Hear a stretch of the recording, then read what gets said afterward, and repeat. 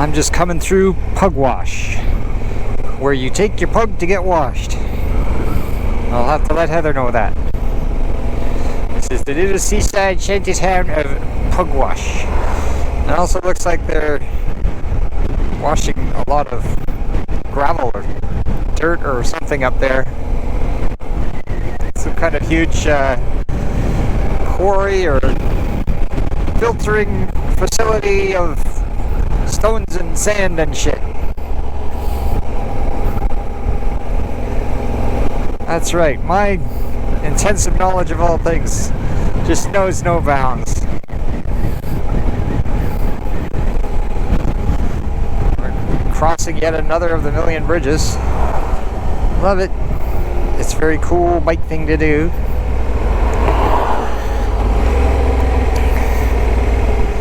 And like I was saying, don't worry, but I do need to get there because according to my calculations, I have farther to go than I've already been. Because the road's slow and I keep stopping for this and that. Trying not to stop, but there's like things I need. I need gas, then I need supplies, I need food, I need to rest. Just all this kind of stuff.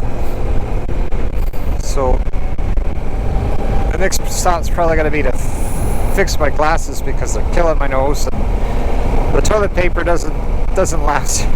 It just falls out. But if they could make something like that, that would be nice.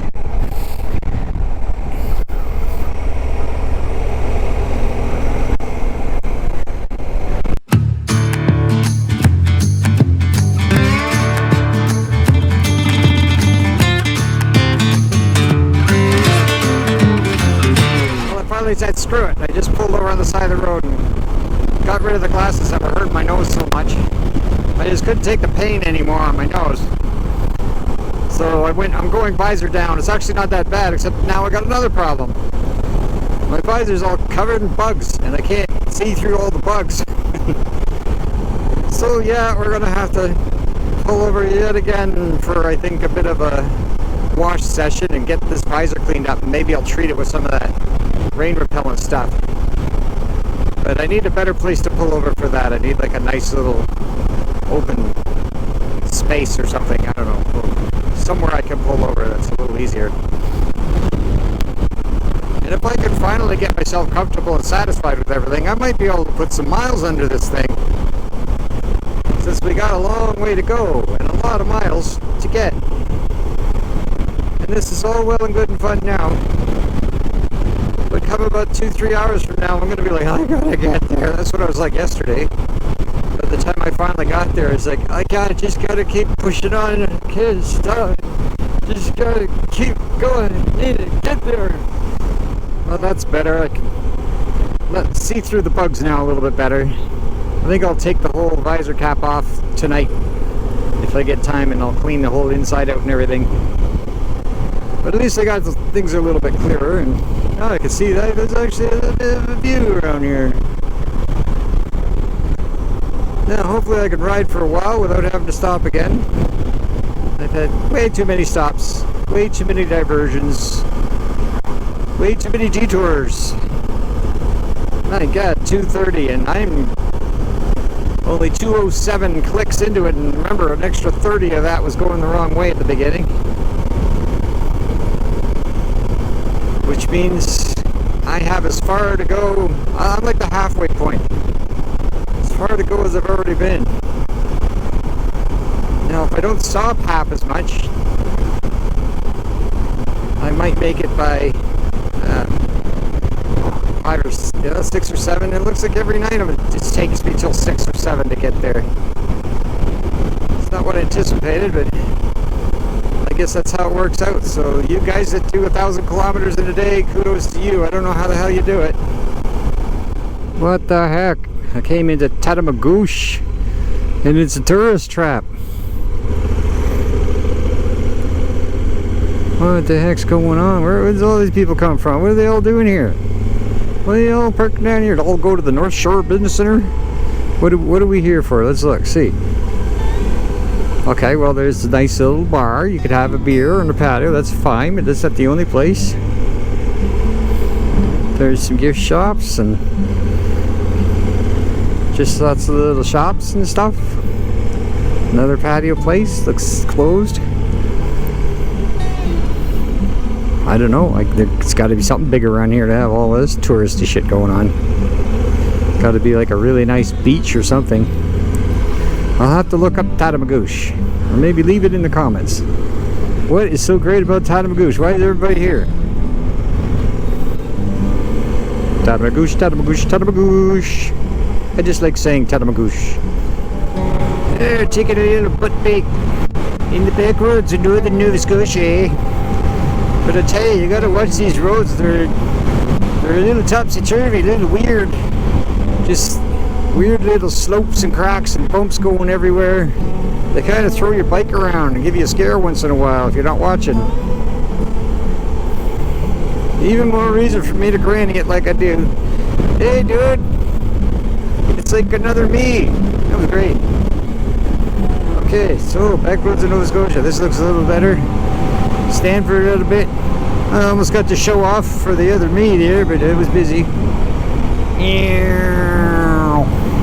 Look at that, a stand and turn, eh? I really know like what I'm doing. They say you venture bike guys, you always stand all the time anyway, so why are you complaining about a sore butt? I'm like, yeah, well, we still get a sore butt, you know.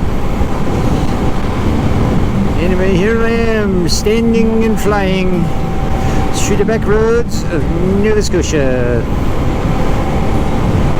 I'm pretty sure it's Nova Scotia. I never passed the big sign, but the plates on everybody's car are starting to say Nova Scotia. When I walk into the restaurant, they greeted me in English and just spoke English right off the bat. And everybody around me was speaking my language, so that's great. Nothing against French people, it's just language barrier is a little tough sometimes when you're trying to get shit done. So it's time to enjoy the back roads of Nova Scotia. You just kind of stand and fly through it all.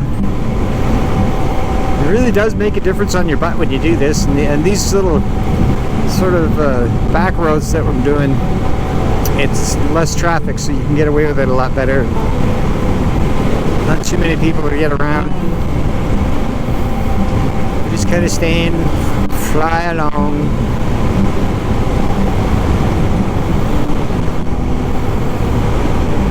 Just taking a butt break. There we go. Not going to get too fancy. That's good enough. See, now when I sit down, my ass feels like perfectly comfortable. At least for a while. And that's how I'm going to get through this. Stopping to take off the rain suit in, well, near Hawkesbury, Nova Scotia. And I was just coming along the road.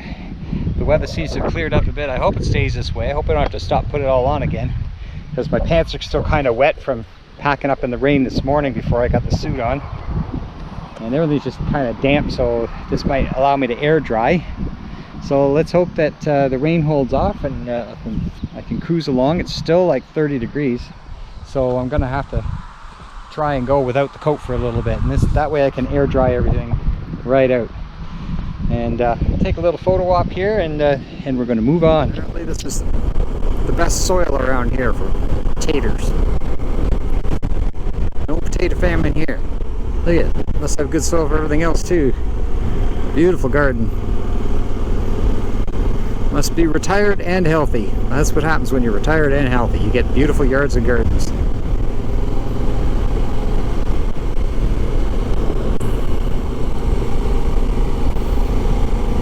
Anyway, yeah, I missed my freaking turn by like 2 kilometers looking at all the scenery. You're just cruising down the road, all of a sudden you look down and go, whoa, I was supposed to turn.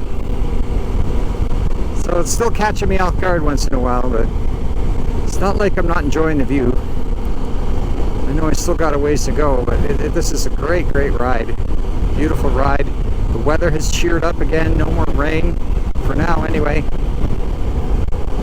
Still pretty gusty and stuff, so I thought, you know, with these roads I don't know, these tricky roads, and cars and strong gusts of wind, I thought I better put the jacket on, just for safety reasons if anything else. Even though it's like 29 degrees. What can you do? It might not actually be 29. This thing usually reads over, so it's at least 25 anyway. She's good and warm. But with this breeze, it's kind of keeping it under control.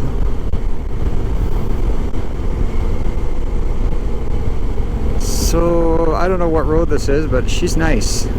I like it. Things are cheering up. Just got to keep an eye on that beeline, that's all. 5.4 kilometers. Veer left.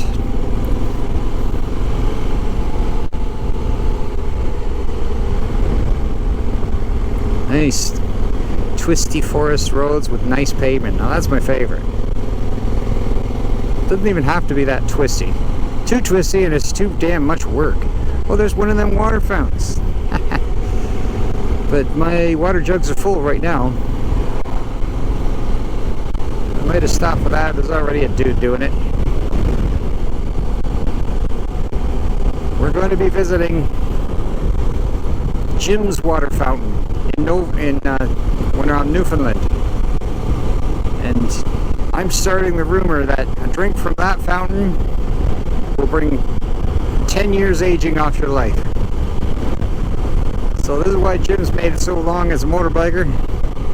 And now he's moved on. He doesn't live in that area anymore, but from all his videos from the past, he always stops at that water fountain and it just like that, and drinks before he goes on a ride. He says it's the best water ever. So that is actually one of my, I've added it to my bucket list for the past couple of years, is to be able to make a pilgrimage to that water fountain. But you'll hear more about that in a later episode once I get onto Newfoundland.